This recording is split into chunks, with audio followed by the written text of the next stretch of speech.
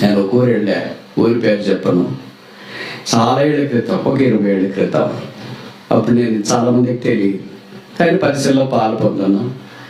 అప్పుడు ఆ ఊరు గాడ్ సర్వెంట్, దైవ సేవకులు పెద్ద ఆయన వెళ్ళాడు, ప్రోమహిమలోకి వెళ్ళాడు. నేను తిరుపతిలో ఉంటే అక్కడ దైవ సేవకుడికి ఫోన్ చేసి, ఆదివారం నేను ఉండట్లేదు, అదే రోజు నీకు పరిసరికి పంపించానండి. ఆయన సరే అని చెప్పినాడు. 8 గంటలకు మీటింగ్ అంటే ఆదివారం ఉదయం 10 గంటలకు, ఒకే రోజు మీ ఊరికి వచ్చినట్లు ఒకే పూటకు వచ్చి ఆదివారం 10 గంటలకి అంటే 10లోకి వస్తాడు అన్న. ఎట్లా వస్తాడంటే వస్తున్నారు, ఎట్లయినా ఇంకే కుర్రోళ్ళే వస్తాడు అని చెప్పినాడు. అప్పుడు నేనంటే ఇంక వెరీ యాంగ్. సరే ఈ సేవకుడు వేరే ఊరికి వెళ్ళాడు పరిసర. అప్పుడు నేను రైల్లో బయలుదేరి ఆ ఊరికి రావాలి. దిగిన నా కొరకు ఎవరైనా యంగ్ బ్రదర్స్ పికప్ చేసుకోవడానికి వస్తామని చెప్పిన. నాకు మందిని తెలుసులే అని చెప్పిన, కానీ లేదు పంపిస్తామని ఆయన పంపించాను. సరే నేను ట్రైన్ దిగినాను. ప్లాట్ఫామ్లో చూసిన ఎక్కడ ఎవరు కనపడలేదు. బయటకు వచ్చినాను, ఆటో ఎక్కిన, ఎందుకంటే ఇవన్నీ అలవాటే కదా. కరెక్ట్ మన దగ్గరికి వచ్చిన రాత్రి midnight 1 గంట అట్లా. తర్వాత గేట్ వేసిన, బలమైన గేట్లు అవి. గేట్లు వేసినప్పుడు ఇంకా సీసీటీవీలు లేవు మందిరాల్లో.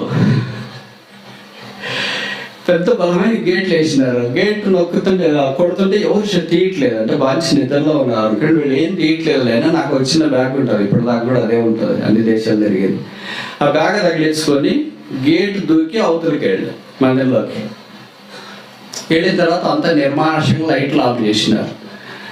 ఇక నాకు ఒక అలవాటు ఉండేది, కర్నూలు జిల్లా, అక్కడ అరవింద్ గారు సేవ చేస్తున్నప్పుడు చెప్పినాడు. ఏం చెప్పినాడంటే, నాకు ఎవరైనా అకామిడేషన్ ఇస్తే తీసుకో, ఎవరు అకామిడేషన్ ఇవ్వలేదనుకో స్టేజ్ మీదే పడుకో,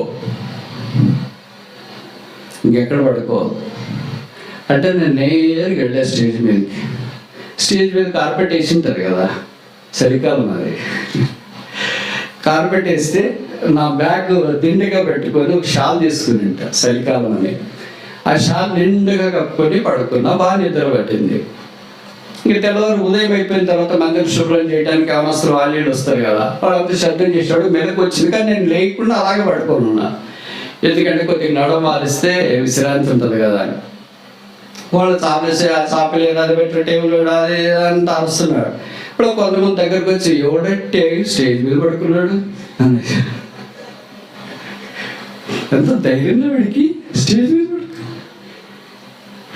ఎవడో వాళ్ళ పేర్లు ఉంటాయి కదా, మనోడేటో పడుకుంటాడు వాడు స్టేజ్ మీద.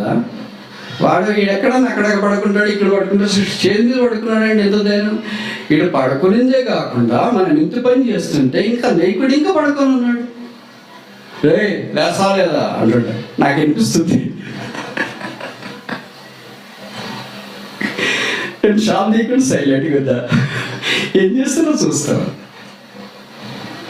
నేను ఇట్లుంటే అక్కడ నేను మందిరానికి రాలేదని, అంటే మిస్ అయిపోయిందో లేకపోతే ఏం జరిగిందో, వేరే ట్రైన్ ఎక్కి నెల్లూరు పడుకుంటే ఇక్కడ వేరే వెళ్తాం కదా, వేరే స్టేషన్ అని అంకుల్ ఏం చేసినట్టే మా ఊరు సేవకుడికి ఫోన్ చేసిన. ఏం బ్రదర్ ఇంకా రాలేదు ఆదివారం అంటే, వస్తాడన్నా 10 గంటలకు కదా అంటే, 10 ఉదయం రావాలి కదా మా ట్రైన్కి, రాలేదంటే మీకే తెలుసు రాలేదంటే, మా పిల్లలు పంపించినాం రైల్వే స్టేషన్కి, మా పిల్లలు ఎత్తికి వచ్చినారు, ఎక్కడ బ్రదర్ లేడు, రాలేడు, మరి ఇప్పుడు ఎట్లా అన్నా? ఆయన వస్తానని చెప్పిన తర్వాత వస్తాడు, ఎలాగైనా 10లోగా వస్తాడు అని మా సేవకుడు చెప్తే ఈయన నమ్మడు కదా. ఎవరు భయం వాడుకుంటుంది, ఎవరు ఆందోళన వాడుకుంటుంది, రాకపోతే ఎట్లా, ఎవరు వాక్యం చెప్పాలనేది ఉంటుంది కదా. లేదు బ్రదర్ రాలేదు అని అంటే, వస్తలేనా నేను ఫోన్ చేస్తాను. నేనేం చేసిన, ఫోన్ సైలెంట్లో పెట్టుకొని, రాత్రి సైలెంట్లో పెట్టుకుంటారు, అట్లే పెట్టుకొని పడుకోరు. ఇది కథ ఒకవైపు, వాళ్ళిద్దరు సేవకులకు జరుగుతుంది. రాలేదని వస్తున్నాడు అని నాకు తెలియదు.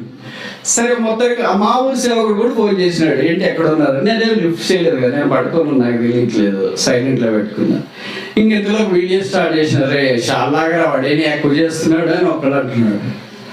లాగేజ్ దగ్గర మగ్గులో నీళ్ళు తీసుకురండి, వాడే డబ్బులు వేస్తాడు, పోస్తే అని ఒకడు అంటున్నాడు. ఇలాగ మొత్తానికి లాగటానికి కాళ్ళ దగ్గరికి కూడా వచ్చినాడు.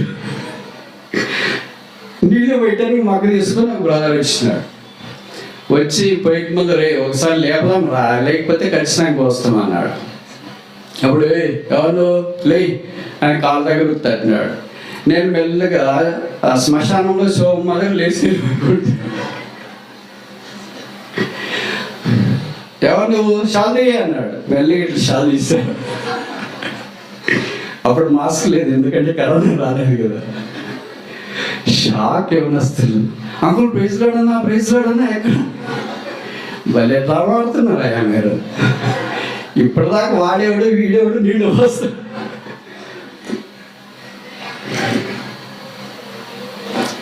సరే ఇప్పుడు నేను అన్నాను, మీరు ఖచ్చితంగా నీళ్ళు పోయాలి నా మీద, ఖచ్చితంగా షాలాగాల. సరే అది డిఫరెంట్ స్టోరీ అనుకో.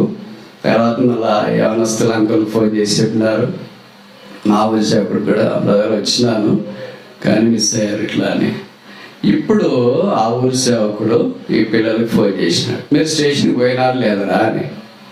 పోయినాం అంకుల్ అన్న. ఆయన రా అంటాడు. పోయినామంటే మరి ఎందుకు బ్రదర్ మీకు కనపడలేదు? మేము అక్కడ బ్రదర్ చెప్పిన భోగిని తికినాము, లేరు ఎవరు అక్కడ. ఎవరు ఒక ఆయన ఉంటే ఆయన లేపితే ఆయన నిద్రలో లేచి మమ్మల్ని తిట్టినాడు. వాపస్ వచ్చినాము. ఇంకోళ్ళని తిట్టినాడు, నేను వచ్చేదాకా మీలో ఎవడు మందిరంలో పని చేయకుండా అందరు సైలెంట్గా ఉన్నాడు. నేను వచ్చిన తర్వాత మీరు నాకు ఎక్స్ప్లెనేషన్ ఇవ్వాలి, ఏం జరిగింది ఏం కథ అని. అది డిఫరెంట్ కథ. ఇప్పుడు వాస్తవంగా ఏం జరిగిందంటే వాళ్ళు కూడా స్టేషన్కి వచ్చినారు.